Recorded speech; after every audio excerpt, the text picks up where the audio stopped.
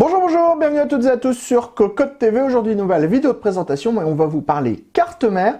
Carte mère pour les processeurs AMD Ryzen 3000 avec la Crosshair 8 Hero par Asus, plus précisément par la division ROG de Asus, donc la division Republic of Gamer.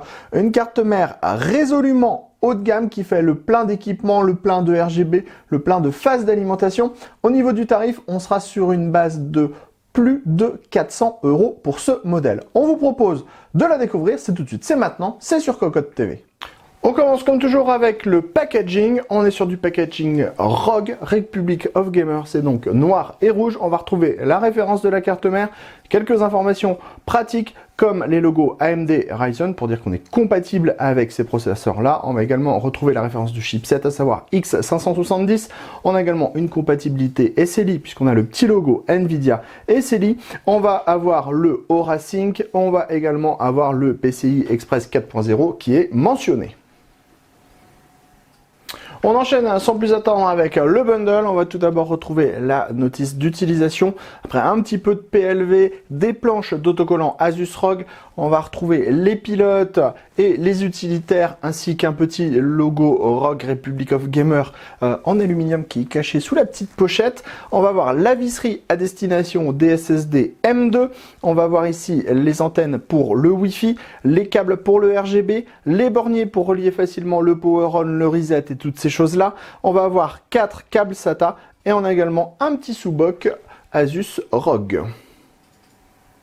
On l'a déjà vu en début de vidéo, la carte mère est juste superbe. Elle est noir mat, tous les dissipateurs sont aussi noir mat, les parties en plastique sont également noir mat et on a juste un petit peu de gris anthracite ici et là.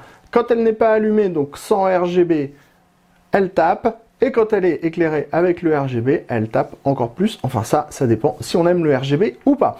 On va maintenant vous parler de tout ce qui est caractéristiques techniques de cette dernière. On va avoir au centre ici le socket AM4 à destination des processeurs AMD Ryzen en 3e et seconde génération. Pour pouvoir alimenter tout ça, on va retrouver pas moins de 16 phases d'alimentation qui sont donc placées sous les dissipateurs. Et on va alimenter le tout avec un connecteur 4 pins CPU et un connecteur 8 pins CPU. Un petit peu plus à droite ici, on va retrouver les 4 ports DDR4. Sachez qu'on pourra monter à 4600 MHz maximum en OC. La carte mère gère 4 barrettes de 32 Go, donc 128 Go maximum. Ensuite, on va voir le dissipateur ici pour le chipset avec le ventilateur. On a le radiateur qui vient déborder sur les deux emplacements M2. Le premier en haut est en PCI Express 4.0 4X et le second est en PCI Express 3.0 4X 2X 4X également, désolé. Ensuite, on va avoir les 8 prises SATA. On va également avoir de l'USB Type C avec connecteur prioritaire, de l'USB 3.0 avec connecteur prioritaire également. On va avoir ici dans la partie basse tous les connecteurs pour les USB, les power on, les reset, l'audio. Également les différents boutons pour le reset BIOS pour redémarrer la machine. On va avoir ici un code post 2 pour le démarrage. On va avoir 3 prises fan dans la partie haute. On en a également dans le bas ici, là, là ou encore ici. Et on a un bouton power qui est présent dans la partie haute juste en dessous des connecteurs RGB. Pour la partie PCI Express, sachez que les deux ports qui sont renforcés avec du métal sont en PCI Express 4.0. On est en 16X quand on utilise une seule carte graphique.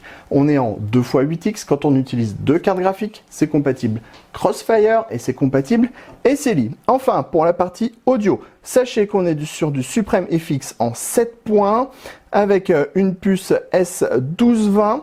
On a bien sûr un DAC ESS en ES 9023P. On a également du Wi-Fi. Le Wi-Fi, il est en norme 6 avec une puce Intel à l'intérieur. On a également de l'Ethernet avec du 2,5G.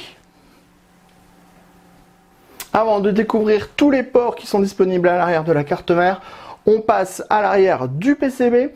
Alors le PCB est plutôt classique, on a un renfort derrière le socket AM4. Ensuite on va avoir des parties qui sont noir mat, noir brillante. Par exemple on a le Hero qui est marqué juste ici. Enfin on a la référence aussi de la carte mère ROG Crosshair 8 Hero Wi-Fi.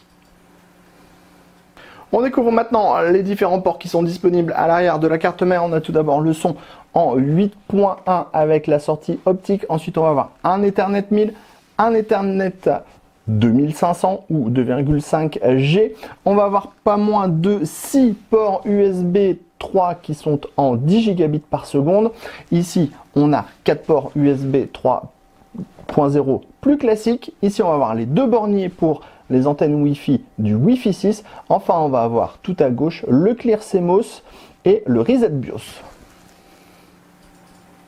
On en termine de cette présentation de la Crosshair 8 par Asus via sa division ROG avec la carte mère allumée afin de pouvoir découvrir le système RGB qui est présent sur cette dernière. On a deux zones RGB, une qui est au-dessus du radiateur qui est placée au niveau des phases d'alimentation, donc où il y a le Hero de marqué, et on a également une partie RGB ici au niveau du logo ROG dans la partie basse. Bon, normalement vous avez déjà vu tout ça en début de vidéo avec les petits plans en slow motion. Bien sûr, il sera possible de configurer tout cela et de synchroniser tout cela avec tout le matériel Asus ou encore avec les différentes barrettes RAM des différents constructeurs et toutes les autres choses RGB qui existent. Sur ce, on se donne rendez-vous très prochainement sur cocoteland.com pour toutes nos news et tous nos tests et sur Cocotte TV pour toutes nos prochaines vidéos.